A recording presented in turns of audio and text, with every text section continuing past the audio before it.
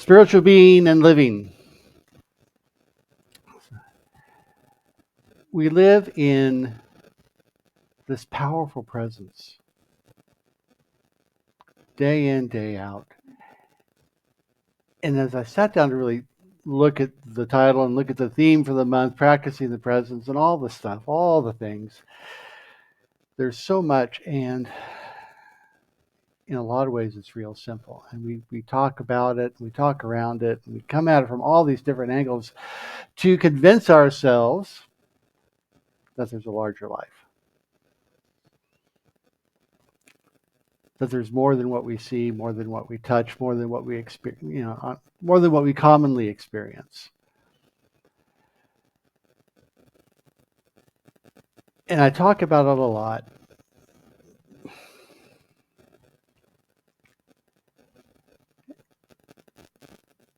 because for me, all the stuff and all the things is one part of the equation. You know, over the course of my life, I've earned my way into a house or two and out of a house or two. I have a nice little apartment. I have friends. I have a roof over my head. I have food on the table. And then I go, how much more do I really need? How much more do I really want? Would it be nice to live in a bigger place? Yeah. Nice to have a little bit more money in my pocket? Yeah. Am I happy? Yeah. For the most part, I am. And as I looked, I kind of read through the first couple of chapters of the book by Joel Goldsmith, and it's a wonderful book, and I hope you pick it up and read it and join us for the book study because it's going to be a lot of fun. We live in this divine presence, and it's all around us. And Ernest Holmes says it is a power transcendent, triumphant, absolute, and positive, against which lesser laws mean nothing. And by its very presence, it heals.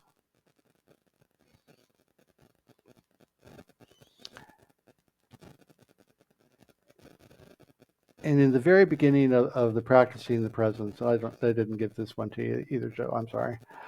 He writes, the secret of harmonious living is the development of spiritual consciousness. In that consciousness, fear and anxiety disappear, and life becomes meaningful with fulfillment as its keynote. So these are things, kind of the fundamental ground floor ideas for what I want to talk about today.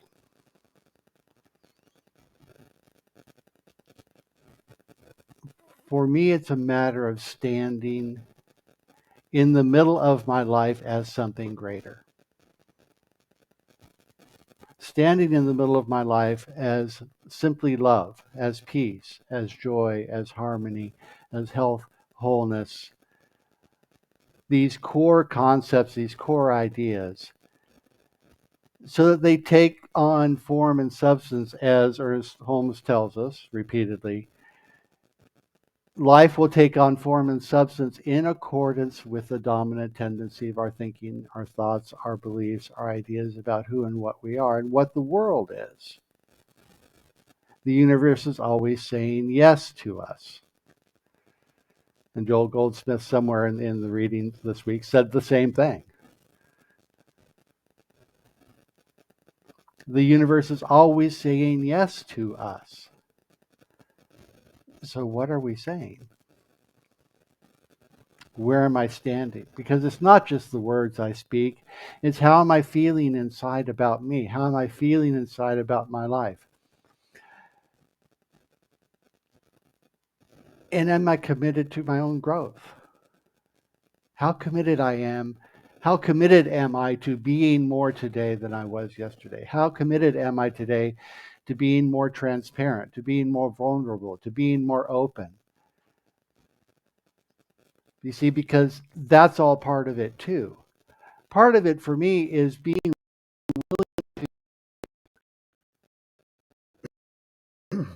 stand here and share with you on a regular basis about my own process. Because that's part of it for me. I try to be current.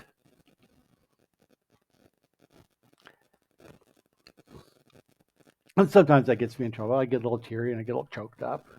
But that's just because I get current, because I'm talking about what's real and present for me today.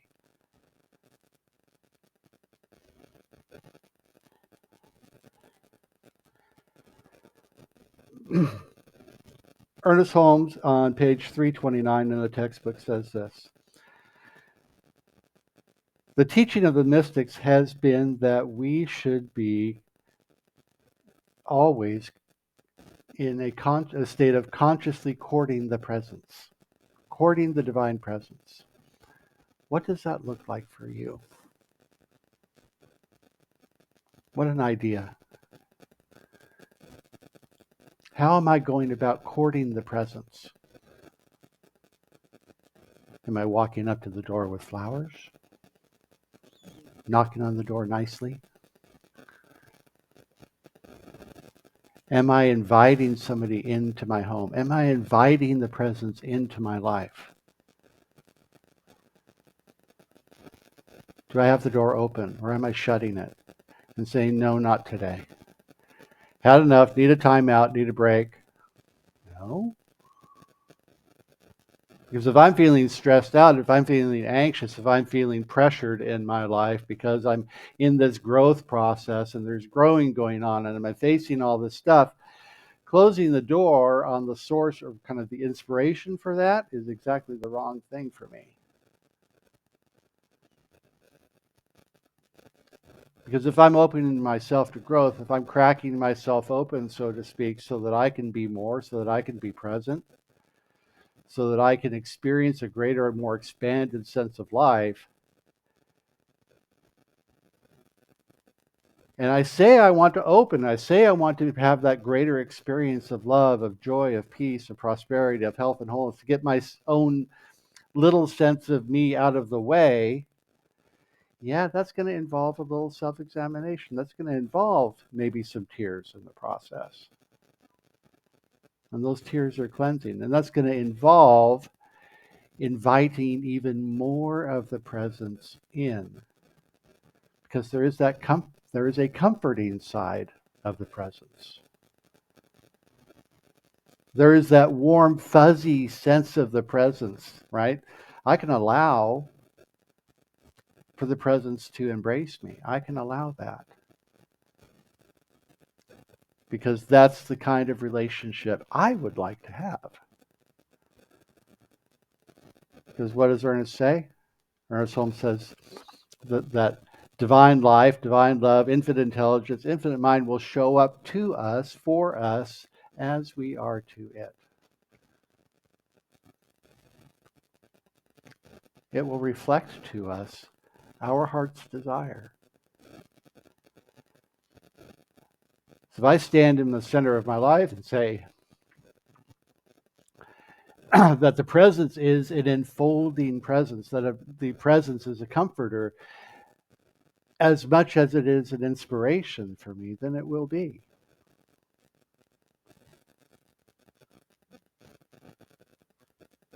Wow.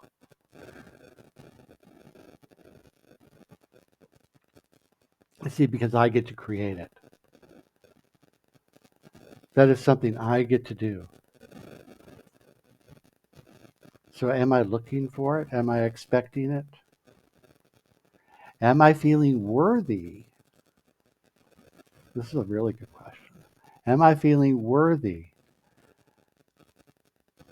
of the kind of experience I desire to have? When I go about the process of practicing the presence of spirit, practicing the presence of God in my life, when I go about my life and say, this is the experience of God, of spirit, divine life, whatever name you choose to have in my life, am I feeling worthy of that? What does that look like for you? This is a question I ask myself, am I feeling worthy of the good that I would have in my life?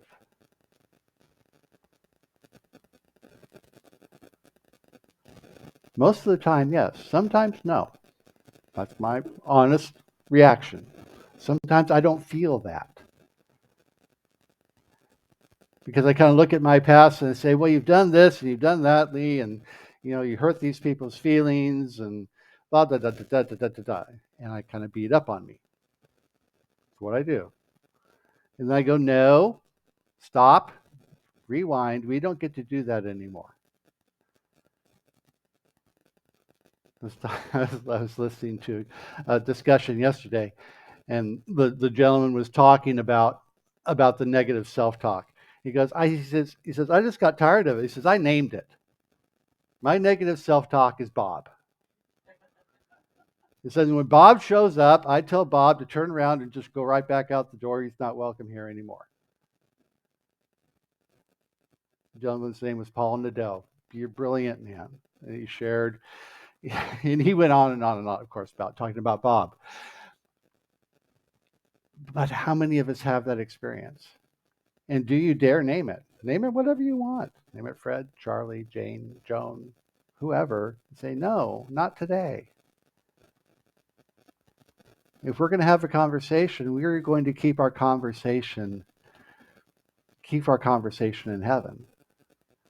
We're going to keep our conversation telling me about how wonderful I am, how deserving I am of every good thing, of my heart's desire to be manifest in my life today, to speak my word and say, it's done, as Diane was sharing earlier.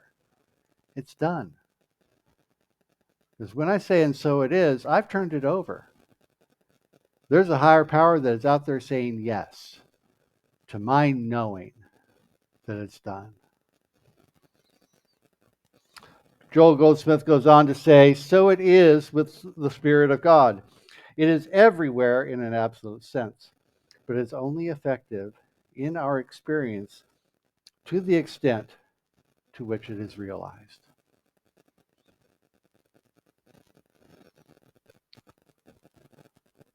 What is it? What is it that you choose to realize in your life? How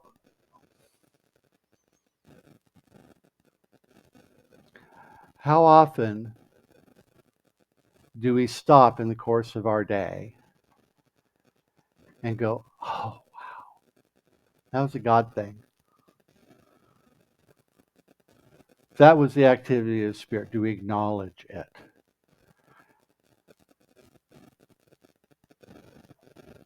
When I'm feeling in the flow, am I paying attention and being aware? Even when I'm sitting in meditation, that's easy. That's an easy one sometimes. Most of the time. Sometimes not. When I stop and I get still and I get quiet and I hear and feel and sense the Spirit, sense the presence of God around me. Remembering what that feels like so that when I get up, I carry that with me. When I get up out of the chair, I get off the seat on the floor or wherever it is I'm meditating, just carry that with me into the next thing. It's not like I get up from meditation and I just stop the feeling. No, when I get up, I move into something else. I try to carry that energy with me, carry that spirit with me, so that I have that sense of the presence in everything that I do. Not just when I'm still and quiet. When I'm driving down the road and that person cuts me off as I was driving back from California yesterday. And I did for a second. I got really kind of cranky. I was like, no, okay, we're not doing that. I talk mean. Yeah, dude, I get cranky behind the wheel sometimes. I do. I put a lot of miles on the road. I'm entitled. No. No, come on. I get to stop that. I need to work on that one. But we study, we pray, we meditate, we connect, we listen, we do all these things to develop the practice, to develop the awareness, so that in those moments, when that person cuts Reverend Lee off on Interstate 10 coming back from LA or coming back from the beach, cuts him off, Reverend Lee goes, you're okay, you're welcome to it, go on. You're in a hurry, go on. Bless you on your way. I will get better. I will get better. Let's see. Yes. Joel Goldsmith goes on to say in Practicing the Presence, let us not seek the forms of God, but seek the allness of God. And in seeking the allness of God, we shall have the forms necessary for our unfoldment. See how that works? What does that sound like? It sounds like New Testament. Seek ye first the kingdom of heaven, and all else shall be added unto you. Right? If I keep my mind in heaven, if I keep my attention on the larger life, on the bigger picture, on love, light, life, peace, power, beauty, joy, health, wholeness, on all these things, everything else be taken care of. I proceed as if I move through the life knowing absolutely that my needs will be met, knowing absolutely that abundance is mine, knowing absolutely that health and wholeness are mine, knowing absolutely that all my needs are met. That's not to say that there won't be times when, it's like, okay, I need to work on accepting my good. I need to work on these little things along the way. Need to work on feeling good about life, feeling good about me, feeling good about my relationships with my kids, or feeling good about my relationships with whoever, with my job. Feeling good about maybe I need a new job. Maybe I need to work on opening and expanding the flow of abundance in my life. Maybe I need to work a little bit on that and give that some attention, some little focused attention, right? It's kind of like saying, yeah, I'm doing good in school, but I need to kind of buck it up on math a little bit, right? Overall, my GPA is 3.7, and I need to work on English Lit. Not me, that was one of my favorite classes.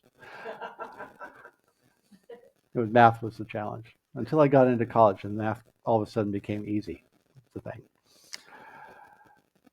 But you get the point, right? We have this big picture, this macro view that we take, but that doesn't mean that sometimes we don't need to give things a little bit of tighter focus from now on, from time to time. That's the affirmations, right? Taking the classes. Call Reverend Jill or Reverend Lee and say, hey, I need prayer work on XYZ. Happy to do it. Happy to do it.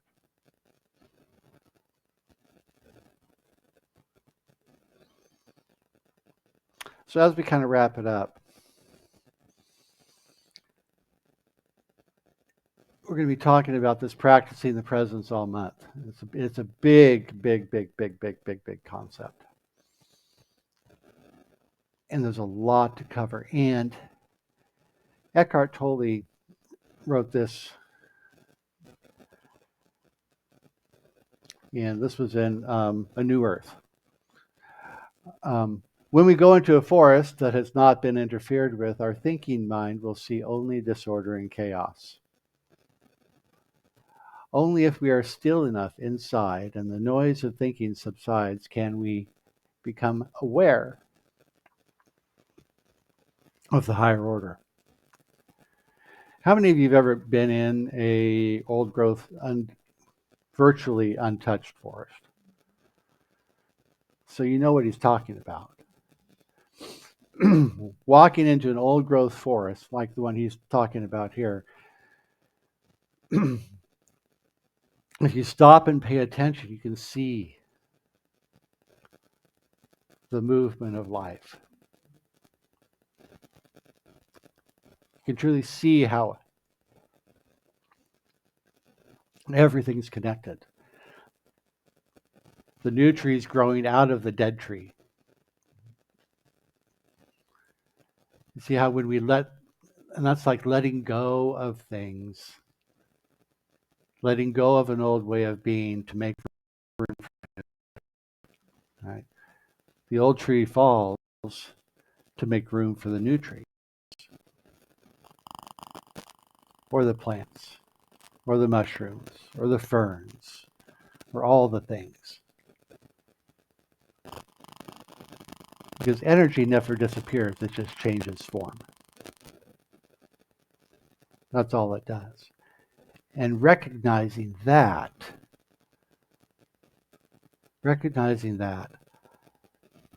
allows us to look at life in a whole new way. To see the movement of spirit into form and back out of form, within us, through us, and all around us. It's always moving, always changing, always taking on new form according to our heart's desire, according to what we know and we hold to be true. So how will you shape it today? Is a question we can ask ourselves. Where am I going to stand today that is going to allow spirit to take shape in front of me in accordance with my desires? How is that going to happen for me? Because life is happening for us, for you, for me, all the time. All the time.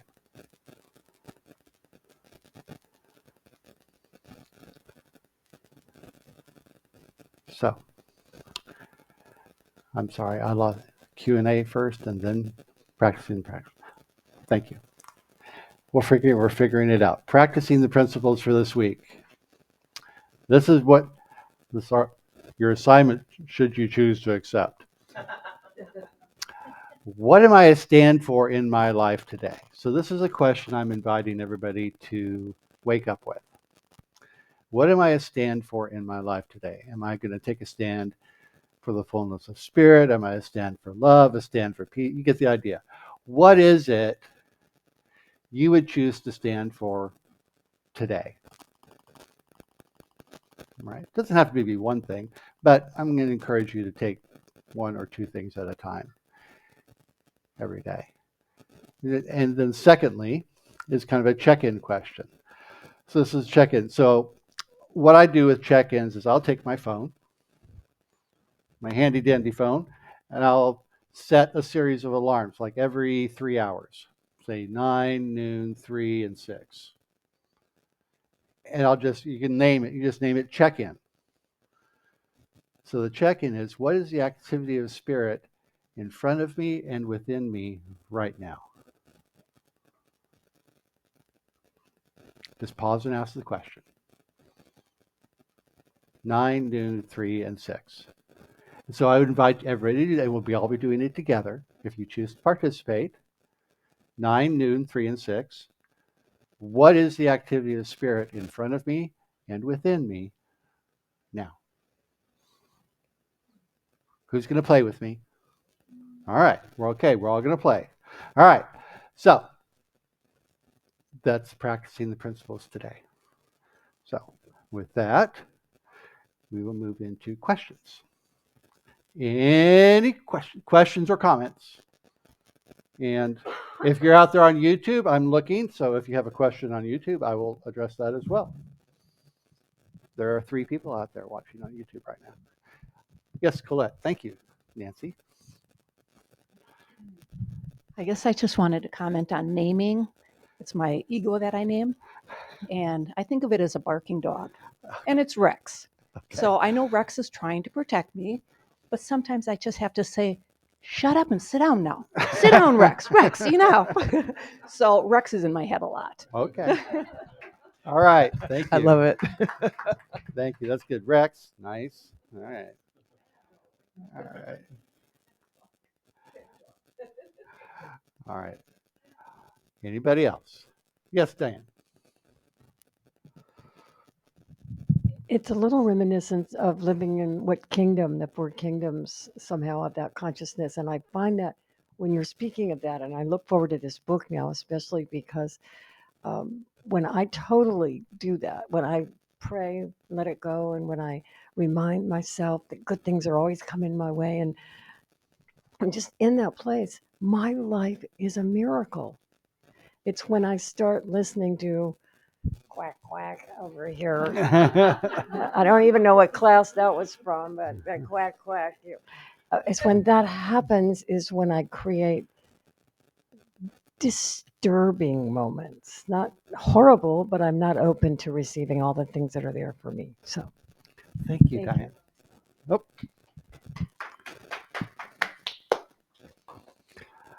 All right. Anybody else? Okay.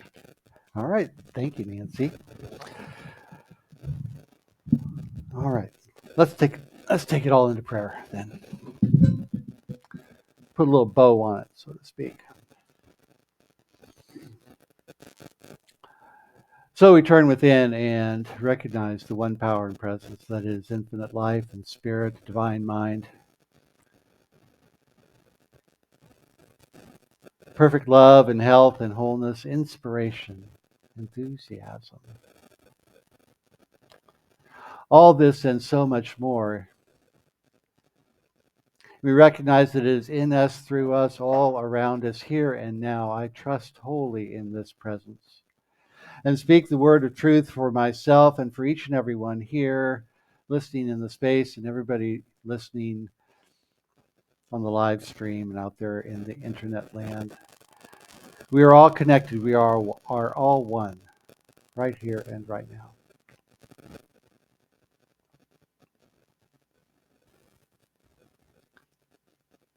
And so I wholly trust and believe and know right now that all is well. That life is good and growing and expanding in its expression through each and every one here, through me now, with every breath, every thought, every step.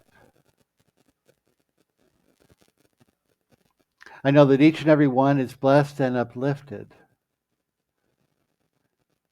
That the desires of our hearts to be more, to do more, to express and experience more are already fulfilled in this moment. We know that we are blessed and that we are a blessing to life as we walk around this world.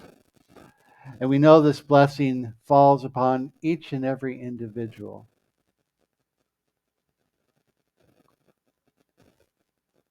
We celebrate life, we celebrate love, we celebrate all those around this world in their spiritual journeys.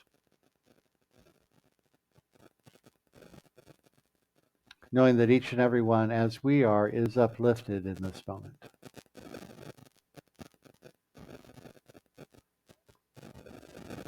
And so we have gratitude for each other, gratitude for the expanded life, gratitude for our spiritual community here, knowing that we are drawn together, growing, learning and growing together, expanding in our experience and expression of life. And so with gratitude we go forth, knowing that all is well, that life is good as every one of us, and we celebrate it. And we let it be, and we say together, and so it is.